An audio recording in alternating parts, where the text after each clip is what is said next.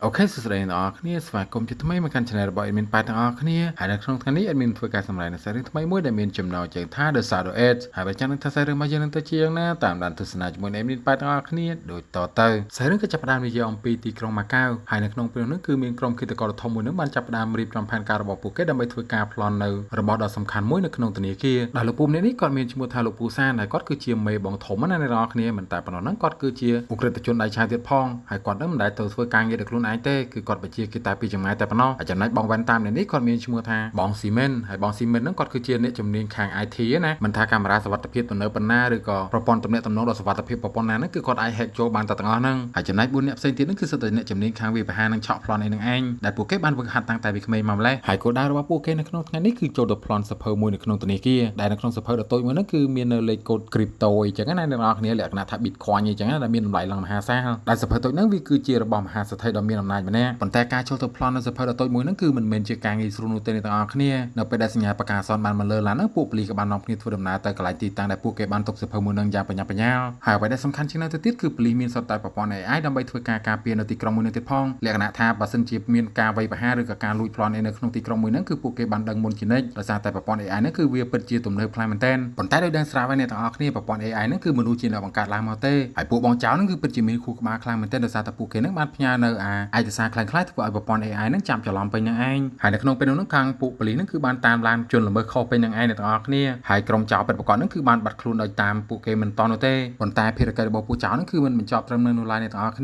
នាដោយសារតែស្អែកឡើងហ្នឹងអា4នាក់ហ្នឹងគឺបានមកប្លន់នៅកន្លែងមួយទៀតហើយគឺពួកគេបានមកប្លន់នៅកន្លែងដ៏សំខាន់មួយទៀតដែលទីតាំងមួយហ្នឹងគឺពួកគេបានលាក់ទុកនៅឯកសារដ៏សំខាន់មួយទាក់ទងជាមួយនឹងលេខកូដរបស់ crypto អញ្ចឹងណាអ្នកទាំងអស់គ្នាលក្ខណៈថាទុកពីរកន្លែងមួយកន្លែងហ្នឹងទុកពាក់កណ្ដាលមួយកន្លែងទៀតទុកពាក់កណ្ដាលហើយបើសិនជាពួកចៅទាំងអស់ហ្នឹងបាននៅលេខកូដសម្ងាត់ទាំងអស់ហ្នឹងគឺពួកគេអាចយកអា crypto ទៅលក់បានលុយរហូតដល់$500 លានណោះហើយចំណែកពួកប៉ូលីសហ្នឹងគឺមិនឈប់ត្រឹមនៅតែគ្នានឹងអ្នកទាំងអស់គ្នាពួកគេបានតាមពួកចៅយ៉ាងស្វិតស្វាញដូចគ្នាប៉ុន្តែពួកចៅបានទៅដល់ទីតាំងដែលពួកគេកម្រងទៅប្លន់នឹងមុនហើយក៏បានធ្វើការចូលប្លន់កន្លែងមួយនឹងយ៉ាងស្វិតស្វាញហើយចំណែកបងវ៉ាន់តារបស់យើងនៅក្នុងពេលនេះហ្នឹងក៏បានរាយការណ៍ប្រាប់ទៅកាន់ពួកគ្នារបស់គេថា3នាទីទៀតហ្នឹងគឺពួកប៉ូលីសទៅដល់ហើយផែនការប្លន់របស់ពួកគេហ្នឹងគឺពិតជាលឿនខ្លាំងមែនទែនលក្ខណៈថាតែមួយផ្លេតហ្នឹងគឺពួកគេអាចធ្វើការប្លន់បានអញ្ចឹងណាក៏ប៉ុន្តែដោយសារតែពួកគេលោភលន់ខ្លាំងពេកហ្នឹងគ្រប់យ៉ាងហ្នឹងគឺមិនដូចជាអ្វីដែលពួកគេបានគិតនោះទេដោយគ្រប់យ៉ាងវាបានផ្លាស់ប្ដូរពីភាពងាយស្រួលទៅជាភាពវេទនាទៅវិញដោយសារតែគ្នារបស់ពួកគេម្នាក់ទៀតហ្នឹងបានធ្វើការឆែកឃើញនៅលេខសម្ងាត់ crypto របស់មហាសេដ្ឋីម្នាក់ទៀតហើយពួកគេទាំងអស់គ្នានៅក្នុងពេលនោះក៏បានគិតថាពួកយើងនឹងធ្វើការប្លន់លេខកូដនៅបន្តទៀតទៅប៉ុន្តែមេវិជាការរបស់ពួកគេហ្នឹងក៏បាននិយាយថាបានហើយប៉ុណ្ណឹងបានហើយកំដរលួនខ្លាំងពេកយ៉ាដាច់ផ្លោកហើយមិនតែប៉ុណ្ណោះលោកពូគាត់ក៏បានបញ្ជូនសញ្ញាទៅប្រាប់គ្នារបស់គាត់ថានៅក្នុងពេលនេះហ្នឹងគឺពួកប៉ូលីសបានមកដល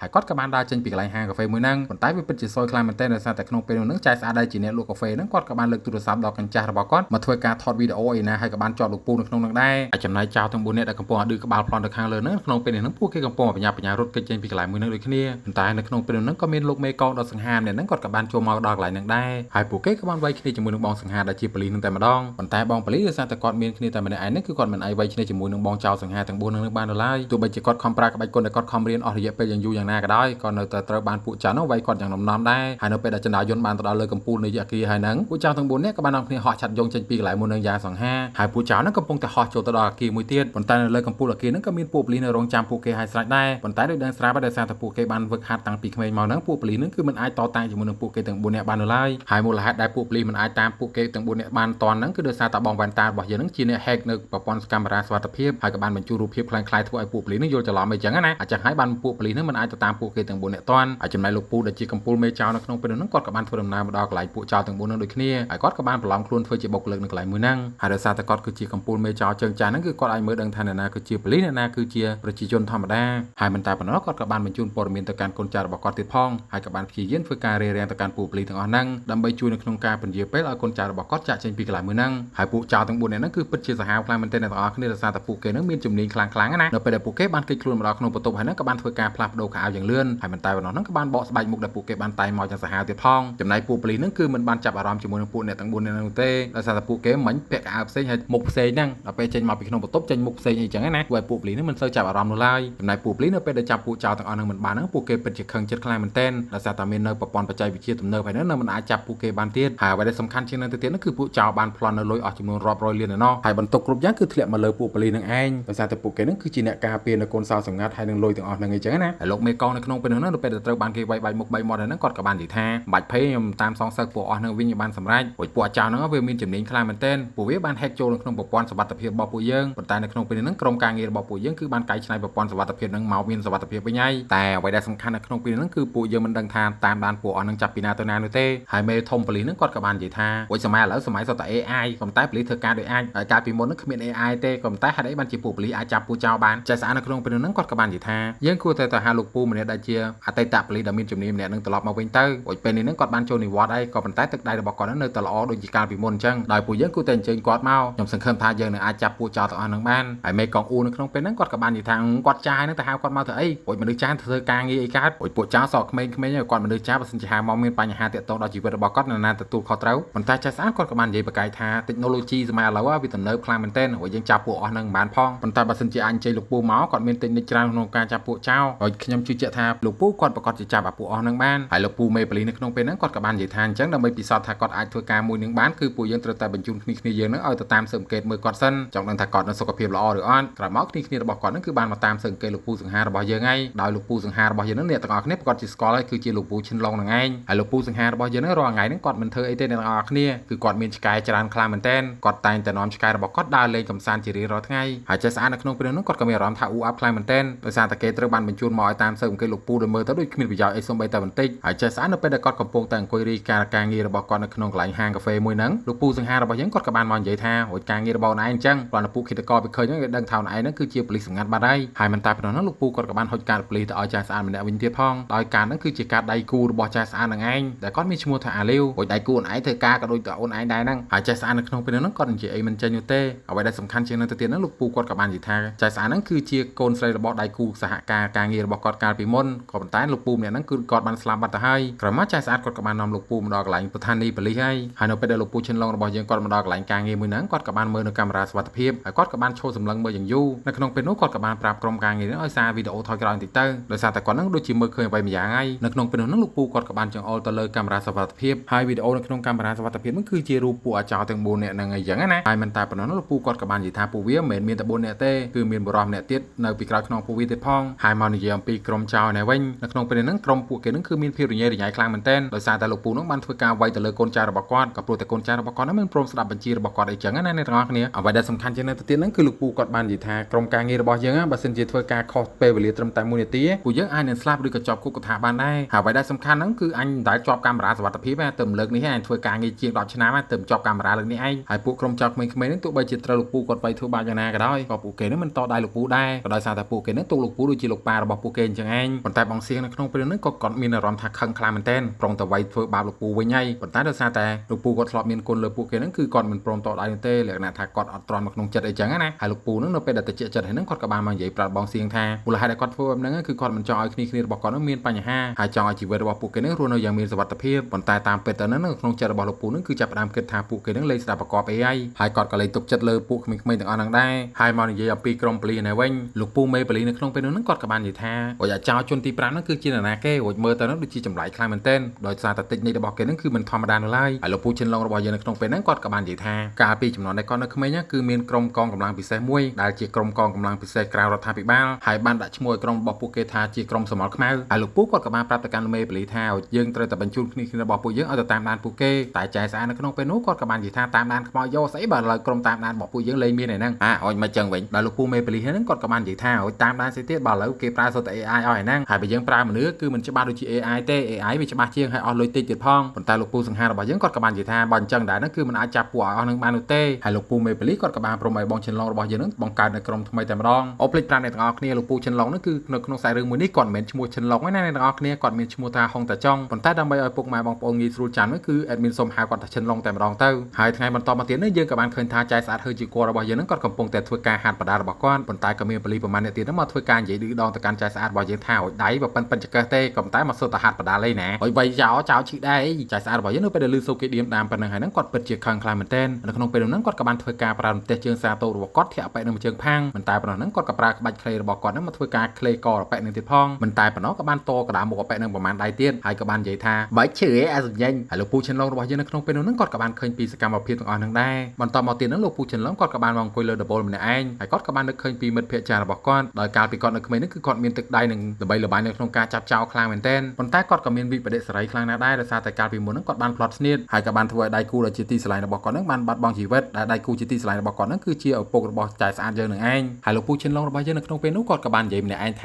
គាត់នឹងធ្វើការថែរក្សាក្មេងស្រីម្នាក់នេះឲ្យបានល្អវិញបាច់ភ័យទេសម្លាញ់ឯងងាប់ទៅហើយងាប់ទៅបាត់ទៅក្រោយមកលោកពូឈិនឡុងរបស់យើងគាត់ក៏បានចាប់ផ្ដើមបង្កើតនៅក្រុមរបស់គាត់ឡើងមកហើយដោយថ្ងៃបន្តមកទៀតនេះគឺជាថ្ងៃដែលលោកពូសង្ហារបស់យើងគាត់ចាប់ផ្ដើមបង្វឹកនៅក្រុមកូនចៅរបស់គាត់ដោយពួកគេនឹងធ្វើការបន្លំខ្លួននៅក្នុងទីប្រជុំជនគឺដើម្បីវឹកហាត់ពួកគេមិនឲ្យនរណាម្នាក់នឹងអាចចាប់អារម្មណ៍បានថាពួកគេគឺជាបលីអីចឹងណាប៉ុន្តែគ្រប់យ៉ាងគឺវាមិនមែនជាការងាយស្រួលនោះទេទាំងអស់គ្នាដោយការវឹកហាត់របស់គាត់ហ្នឹងគ្រាន់ចេញមកថ្ងៃមុនដំបូងហ្នឹងកូនចៅរបស់គាត់ហ្នឹងចេញមកស្ញាញ់មកតែហ្នឹងលក្ខណៈថាគ្រាន់តែគេកលេចឃើញហ្នឹងគេដឹងថាពួកគេហ្នឹងខ្លាញ់បន្លំបាត់ទៅហើយដោយសារតែកូនចៅរបស់គាត់ម្នាក់ដែលបន្លំខ្លួនធ្វើជាអ្នកហាត់ប្រាណនេះហ្នឹងគាត់បានផឹកទឹកក៏ប៉ុន្តែការផឹកទឹករបស់គាត់ហ្នឹងគឺគ្មានបើកម្របដបនោះទេព្រោះអញ្ចឹងអាណាមិនដឹងអាបកាច់ឲ្យបែរធ្វើសកម្មភាពអីឲ្យធ្វើឲ្យដូចមែនទេណាកុំឲ្យធ្វើចេញមកពី100ចឹងអញ្ចឹងចោលចាប់បានបាត់ហើយមកនិយាយអំពីពួកចៅនេះវិញលោកពូសាដូជាមួយនឹងកូនចៅរបស់គាត់ហ្នឹងគឺកំពុងតែញ៉ាំអាហារជាមួយគ្នាដែលលោកពូសាដូនៅក្នុងពេលហ្នឹងគាត់ក៏បានប្រាប់ទៅកាន់កូនចៅរបស់គាត់ថាមួយរយៈហ្នឹងបើសិនជាមិនមានបញ្ហាអីធំដុំទេហ្នឹងមិនបាច់មកជួបគាត់ឡើយក៏ព្រោះតែគាត់មានអារម្មណ៍ថាដូចជាមានគេកំពុងតាមដានពួកគេអញ្ចឹងហើយពេលវេលាក៏បានកន្លងផុតទៅអស់រយៈពេល15ថ្ងៃក្រោយមកដោយក្រុមប៉ូលីសនៅក្នុងពេលនេះហ្នឹងគឺពួកគេបានធ្វើការវឹកហាត់ការងាររបស់ពួកគេយ៉ាងស្ទាត់ជំនាញរៀងៗខ្លួនហើយចំណែកចៅសាទហើជាគាត់នៅក្នុងពេលហ្នឹងគាត់ក៏បានដើរតាមផ្លូវរបស់គាត់ប៉ុន្តែសុកហ្នឹងគាត់ក៏បានឃើញពួកជើងការមួយក្រុមហ្នឹងកំពុងតែចាប់ចៅស្អាតម្នាក់ហ្នឹងចូលទៅក្នុងកន្លែងបន្ទប់មួយហើយហើជាគាត់ហ្នឹងគាត់ក៏ប្រុងចូលទៅជួយពួកអស់ហ្នឹងដែរប៉ុន្តែលោកពូឈិនឡុងគាត់ក៏បាននិយាយថាឲ្យបាត់ទៅជួយអាណាទេអាណាងាប់អីងាប់ទៅគឺតែការងាររបស់អេសរូបូលទៅបានហើយប្រយ័ត្នពួកចោលទាំងអស់ហ្នឹងចាប់បានប៉ុន្តែហើជាគាត់ហ្នឹងមិនស្ដាប់លោកពូឈិនឡុងនោះឡើយអ្នកទាំងអស់គ្ន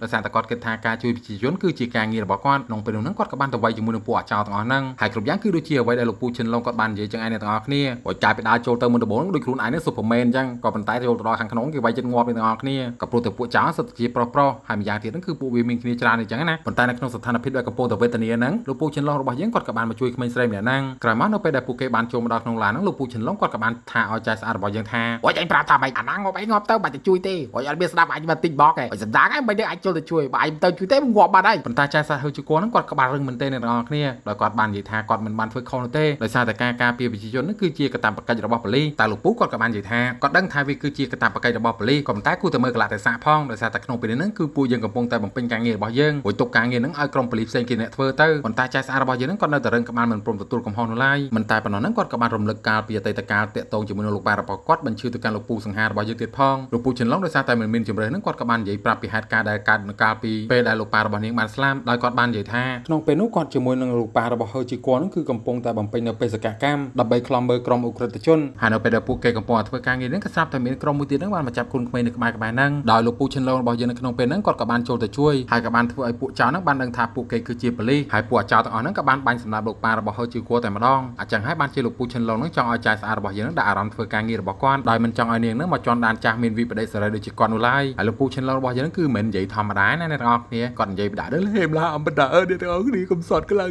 ងមិនតែប៉ុណ្ណោះហ្នឹងលោកពូគាត់ក៏បាននិយាយបន្ថែមទៀតថាយើងធ្វើជាប៉ូលីសហើយយើងត្រូវតែចិត្តដាច់ហើយត្រូវតែដាក់អារម្មណ៍ធ្វើការងារណាមួយឲ្យច្បាស់លាស់ហើយនៅពេលនោះហ្នឹងពួកគេក៏បានដាក់ភ្នែកទៅហ្នឹងឃើញលោកពូសាដូដែលកំពុងតែឈរនៅតាមចិញ្ចើមផ្លូវគេក៏បាននាំគ្នាបញ្ញាបញ្ញាចុះពីលើឡានដើម្បីទៅតាមដានអាប៉ែម្នាក់ហ្នឹងយ៉ាងលឿនហើយលោកពូសាដូនៅក្នុងពេលហ្នឹងគឺគាត់ពិតជាប្រុងប្រយ័ត្នខ្លាំងមែនទែនចំណែកហូជីកូនហ្នឹងគាត់ក៏បានយកដៃទៅចុចកាសរបស់គាត់ដើម្បីនិយាយទៅប្រាប់គ្នារបស់គាត់ថាគាត់កំពុងតែតាមដានអាប៉ែម្នាក់ហ្នឹងហើយលោកពូឈិនឡុងហ្នឹងគាត់ក៏បានស្រែកតាមឯកូមថាអូយមិនបានចុចកាសជួយអីញ៉ៃអញ្ចឹងអាប៉ែម្នាក់ហ្នឹងកំពុងមើលឯដាក់ដៃចុះទៅចៃស្អាតនៅពេលដែលលឺសូរបែបហ្នឹងគាត់ក៏បញ្ញាដាក់ដៃចុះយ៉ាងលឿនហើយចំណែកកាពីតែនអ៊ូដែលជាអ្នកគ្រប់គ្រងកាមេរ៉ាសុវត្ថិភាពឯនេះវិញគ្រាន់តែលឺសូរគេនិយាយថាអាប៉ែហ្នឹងគួរឲ្យសង្ស័យហ្នឹងគាត់ក៏បានបង្វិលកាមេរ៉ាសុវត្ថិភាពដើម្បីមើលមុខអាប៉ែមួយហ្នឹងឲ្យច្បាស់ប៉ុន្តែលោកពូឈិនឡុងរបស់យើងគាត់បាននិយាយថាកុំឲ្យបង្វិលហ្នឹងចាត់គេដឹងហើយដូចជាអ្វីដែលលោកពូឈិនឡុងគាត់បាននិយាយចឹងឯងអ្នកទាំងអស់គ្នាដោយសារតែអាប៉ែម្នាក់ហ្នឹងគាត់បានងាកមើលកាមេរ៉ាសុវត្ថិភាពនៅក្នុងពេលហ្នឹងឯងតំណាងខ្លាំងមែនទែនអ្នកទាំងអស់គ្នាដោយសារតែមានលោកពូប៉ូលីសសេរីចាស់គាត់នៅណែនាំកុំអីហ្នឹងពួកចៅហ្នឹងវាបានដឹងខ្លួនទៀតហើយក្រោយមកហ្នឹងពួកគេក៏បាននាំគ្នាបន្តតាមដានលោកពូម្នាក់ហ្នឹងក៏ព្រោះតែពួកគេហ្នឹងចង់ដឹងថាលោកពូម្នាក់ហ្នឹងគាត់នៅបន្ទប់ទីប្រមាណនៅផ្ទះមួយណាចឹងហើយគេក៏បានបញ្ជូនចៅស្អាតហ្នឹងឲ្យទៅតាមដានតែម្ដងដោយចៅស្អាតហ្នឹងត្រូវធ្វើការជិះចដាយន្តទៅជាមួយលោកពូម្នាក់ហ្នឹងដែរហើយចំណែកលោកពូម្នាក់ហ្នឹងគាត់ក៏បានសង្ស័យថាចៅស្អាតហ្នឹងប្រកាសជាតាមដានគាត់ជាមិនខានគាត់ក៏បានយកកាបិតរបស់គាត់ប្រុងធ្វើការកម្ចាត់ចៅស្អាតហើយជាគល់ចោលតែម្ដងប៉ុន្តែវាពិតជាសំណាងល្អខ្លាំងមែនទែនអ្នកទាំងអស់គ្នាដោយសារតែលោកពូឈិនឡុងរបស់យើងគាត់បានមកដល់កន្លែងមួយហ្នឹងដែរក្នុងពេលនោះគាត់ក៏បានដកកាសរបស់ចៅស្អាតចេញហើយក៏បានដកនៅឧបករណ៍សម្រាប់ស្ដាប់សំឡេងហ្នឹងចេញទៀតផងមិនតែប៉ុណ្ណោះគាត់ក៏បាននិយាយថារួយមួយថ្ងៃស្ដាប់តកាសហ្នឹងទៅតិចហ្នឹងចិត្តថ្លង់ទៅជារួយប៉ាប្រើធ្វើអីក៏ប្រប្រកាច់ធ្វើតាមប៉ាដែររួយក្បាលរឹងមែនទែនទៅកាត់ទៅបណ្ណាទេអញហើយនៅក្នុងពេលនោះលោកពូឈិនឡុងគាត់ក៏បានសួរទៅកាន់បរិមអ្នកហ្នឹងថារួយបងឯងនៅបន្ទប់លេខប៉ុន្មានបងតែលោកពូសាដូហ្នឹងគាត់មិនព្រមប្រាប់នោះទេអ្នកទាំងអស់គ្នា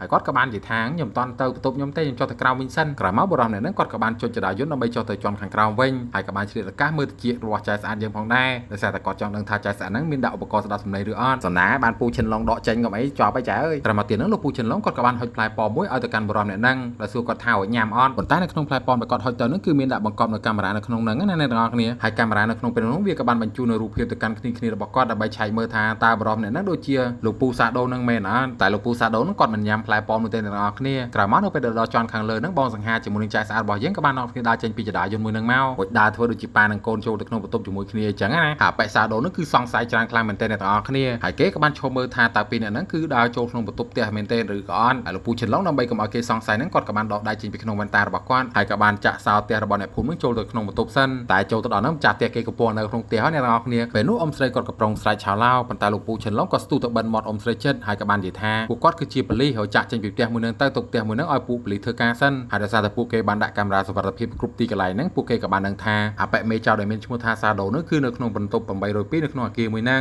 ងហើយពួកប៉ូលីសនៅក្នុងពេលហ្នឹងគឺពិតជារំភើបចិត្តនិងសប្បាយចិត្តខ្លាំងមែនទែនដោយសារតែពួកគេបានធ្វើការបានសម្រេចណាអ្នកទាំងអស់គ្នាហើយពេលព្រឹកឡើងហ្នឹងលោកពូឆិនឡុងរបស់យើងគាត់ក៏បានចុះមកទិញអីវ៉ាន់នៅខាងក្រោមហើយលោកពូសាដូហ្នឹងគាត់ក៏បានមកទិញអីវ៉ាន់ដូចគ្នាបងសង្ហាទាំងពីរអ្នករបស់យើងនៅក្នុងពេលនោះក៏បានជួបមុខគ្នាអ្នកទាំងអស់គ្នាហើយលោកពូសាដូហ្នឹងគាត់ប្រុងប្រយ័ត្នខ្លាំងមែនទែនគាត់ក៏បានយកឧបករណ៍ដើម្បីឆែកមើលថាតើលោកពូឆិនឡុងរបស់យើងហ្នឹងបានដាក់ឧបករណ៍សម្រាប់ស្រូបសម្លេងឬក៏កាមេរ៉ាសុវត្ថិភាពអីអត់ហើយនៅពេលដែលប្រើម៉ាស៊ីនឆែកថាលោកពូឆិនឡុងអត់មានឧបករណ៍អីហើយហ្នឹងគាត់ក៏បានសួរធ្វើពើទៅកាន់លោកពូឆិនឡុងថាឲ្យលោកពូរស់នៅនេះប៉ុន្មានឆ្នាំហើយផ្ទះមកច្រកណាអីច្រកណាខ្លះហើយថាសួរនាំជីឬជីគល់អីចឹងណាបើសិនជាលោកពូឆិនឡុងរបស់យើងហ៊ានតែឆ្លើយខុសហ្នឹងប្រកាសជាអំបិលហើយប៉ុន្តែចែកដល់នេះលោកពូឆិនឡុងរបស់យើងគឺជាប៉ូលីសសេរីចាស់ដែរអ្នកនរគ្នាគាត់មិនកំពើណាគាត់បានឆ្លើយនៅសំណួររបស់ប៉ែហ្នឹងបានទាំងអស់ហ្នឹងហើយនិយាយបានយ៉ាងស្ទាត់ដូចជាអ្នករស់នៅកន្លែងហ្នឹងពិតប្រាកដចឹងឯងមិនតែប៉ុណ្ណោះលោកពូឆិនឡុងនៅក្នុងពេលហ្នឹងគាត់ក៏បានបបួលលោកពូសាដូទៅលេងផ្ទះគាត់ទៀតហើយលោកពូសាដូគាត់ក៏បានយកព្រមទៅដែរដោយសារតែគាត់ចង់ដឹងថាលោកពូឆិនឡុងហ្នឹងមានផែនការអីទៀតហើយគឺជាអ្នកភូមិនៅនឹងពិតប្រាកដអត់ហូចនិយាយទៅអាប៉ែហ្នឹងសាហាវហ្មងណាអ្នកនរគ្នាហូចសួរគេជីឬជីគល់ប៉ុណ្ណឹងគេឆ្លើយបានគ្រប់បែបយ៉ាងហើយនៅតែមិនទុកចិត្តគេទៀតហើយពេលយប់ឡើងហ្នឹងលោកពូសាដូហ្នឹងគាត់ក៏បានមកលេងផ្ទះរបស់លោកពូឆិនឡុងហើយហើយជាគាត់នៅក្នុងពេលហ្នឹងគាត់ក៏បានយកទូរស័ព្ទរបស់គាត់ទៅដាក់ក្បែរទូរស័ព្ទរបស់ប៉ែសាដូហ្នឹងគឺដើម្បីលួចនៅទិន្នន័យក្នុងទូរស័ព្ទរបស់ប៉ែសាដូហ្នឹងឯងហើយបងសាដូនៅក្នុងពេលហ្នឹងគាត់ក៏បានមកសួរហូចជាគាត់ថាហូចស្លាកស្នាមនៅលើមុខរបស់ក្មួយហ្នឹងកើតឡើងដោយសារអីហូចការសួររបស់គេហ្នឹងគឺមិនធម្មតាណាអ្នកនរគ្នាលក្ខណៈថាសួរទៅហ្នឹងចង់ដឹងថាលោកប៉ាហើយនឹងកូនគេហ្នឹងគឺឆ្លើយដូចគ្នាអត់ហើយគ្រប់យ៉ាងគឺដូចជាផែនការរបស់លោកពូឆិនឡុងយ៉ាងឯងពួកគេបានឆ្លើយដូចគ្នាបែបតែម្ដងធ្វើឲ្យអាប៉ែសាដូហ្នឹងមិនអាចចាប់កំហុសរបស់ពួកគេទាំងពីរនាក់បាននោះឡើយតែប៉ុណ្្នឹងហើយអាប៉ែហ្នឹងមិនអស់ចិត្តទៀតគាត់ក៏បានបញ្ជាឲ្យកូនចៅរបស់គាត់ដែលមានឈ្មោះថាស៊ីម៉ុនហ្នឹងធ្វើការឆែកឆេរនិងតាមដាននៅប្រវត្តិរបស់ឪពុកកូនទាំងពីរនាក់ទៀតផងហើយអេដមីនក៏មិនដឹងដែរថាគេបានឆែករកឃើញប្រវត្តិអីខ្លះទើបគេបញ្ជូននៅឃាតករម្នាក់ហ្នឹងមកសម្លាប់បងសង្ហារបស់យើងចោលតែដូចដឹងស្រាប់ហើយអ្នកទាំងអស់គ្នាអារឿងវាយគ្នាហ្នឹងគឺជាជំនាញរបស់លោកពូឆិនឡុងហើយដោយនៅក្នុងពេលនោះលោកពូឆិនឡុងក៏បានវាយគ្នាជាមួយនឹងអាប៉ែឃាតករដែលគេបានបញ្ជូនមកហ្នឹងប៉ុន្តែនៅកំឡុងពេលដែលពួកគេកំពុងតែវាយគ្នាហ្នឹងពួកប៉ូលីសក៏បានមកដល់ហើយក៏បានដេញបាញ់គ្នាក្ដុំក្ដាំងពេញនឹងឯងប៉ែឃាតករនៅពេលដែលឃើញពួកប៉ូលីសមកយ៉ាងច្រើនហ្នឹងវាក៏បានដកខ្លួនចេញពីកន្លែងមួយហ្នឹងបាត់ទៅហើយការធ្វើឃាតរបស់ពួកគេហ្នឹងគឺមិនបានសម្រេចនោះឡើយតែលោកពូឆិនឡុងជាមួយនឹងចាស់ស្អាតនៅក្នុងពេលហ្នឹងគឺបានជិះឡានចាក់ចេញពីកន្លែងមួយហ្នឹងមកហើយប៉ុន្តែកំឡុងពេលដែលពួកគេកំពុងទៅធ្វើដំណើរហ្នឹងក៏ស្រាប់តែមានឡានធំមួយហ្នឹងបានបើកមកបុកឡានរបស់គាត់យ៉ាងខ្លាំងក៏បានធ្វើឲ្យឡានរបស់លោកពូឆិនឡុងហ្នឹងខ្ទាតចូលទៅក្នុងប៉ុស្តិ៍ប៉ូលីសហើយមិនតែប៉ុណ្ណោះហ្នឹងពួកអស់ហ្នឹងវាបានបើកឡានបុកប៉ុស្តិ៍ប៉ូលីសទៀតផងក្រោយមកពួកវាក៏បានដកកំភ្លើងបាញ់ប៉ូលីសពេញទៅនឹងឯងដោយពួកវាហ្នឹងបានសម្លាប់ប៉ូលីសអស់ជាច្រើននាក់ចំណែកលោកពូសាដូនៅក្នុងពេលនេះហ្នឹងក៏ត្រូវបានពួកជនពៀនមួយក្រុមមកវាយប្រហារគាត់ដែរហើយមិនដឹងថាពួកអស់ហ្នឹងវាចេញមកពីណានោះទេរួចនៅសុកសុកហ្នឹងក៏មកបាញ់គេបាញ់ឯងសម្លាប់គេពេញទៅនឹងក៏ប៉ុន្តែពួកអស់ហ្នឹងមិនអាចធ្វើឲ្យលោកពូសាដូបាននោះទេអ្នកទាំងអស់គ្នាដោយសារតែលោកពូសាដូហ្នឹងជំនាញវាយគ្នាខ្លាំងដូចតពូឆិនឡុងដែរហ្នឹងហើយលោកពូសាដូក៏បានចាត់ការទៅលើពួកអស់ហ្នឹងអស់យ៉ាងច្រើននាក់ហើយដោយសារតែពួកអស់ហ្នឹងមិនអាចសម្លាប់លោកពូសាដូបានហ្នឹងបងវ៉ែនតាដែលជាកូនចៅរបស់លោកពូសាដូហ្នឹងគាត់ក៏បានបង្ហាញខ្លួនចេញមកហើយក៏បានធ្វើការចាត់ការទៅលើលោកពូសាដូតែម្ដងដោយសាររឿងក៏បានឲ្យយើងដឹងថាតាមពេលទៅហ្នឹងកូនចៅរបស់លោកពូសាដូនៅក្នុងពេលនេះគឺចាប់ផ្ដើមក្បត់ជាមួយគាត់ហើយប៉ុន្តែមិនថាទោះបីជាយ៉ាងណានោះទេនៅទីបំផុតនៅតែជាលោកពូសាដូដែលជាអ្នកកម្ចាត់ទៅលើកូនចៅរបស់គាត់បានហើយស៊ីម៉ុនដែលជាបងវ៉ែនតា hacker ដ៏ល្បីរបស់យើងហ្នឹងគឺគាត់ពិតជាខឹងចិត្តខ្លាំងមែនទែនដោយសារតែលោកពូសាដូបានសម្លាប់បងប្រុសរបស់គាត់ណាអ្នកទាំងអស់គ្នាក្នុងពេលនោះហ្នឹងស៊ីម៉ុនគាត់ក៏បានសម្រេចចិត្តចុចបំផ្ទុះក្របបែកដែលគេបានលួចដាក់នៅក្នុងអគារមួយហ្នឹងតែម្ដងហើយពួកយើងក៏មិនទាន់ដឹងដែរថាលោកពូសាដូនិងកូនចៅរបស់គាត់ហ្នឹងគឺស្លាប់ហើយនៅនោះទេហើយក្របបែកមិនមែនដាក់តែមកបន្ទប់ហ្នឹងឯណាអ្នកទាំងអស់គ្នាគឺដាក់មកអគារធំហ្នឹងតែម្ដងហើយពួកប៉ូលីសដែលកំពុងតែមកឡោមព័ទ្ធចាប់លោកពូសាដូនៅក្នុងពេលហ្នឹងក៏ត្រូវស្លាប់អស់យ៉ាងច្រើនអ្នកដែរហើយចំណែកខាងប៉ុស្តិ៍ប៉ូលីសនៅវ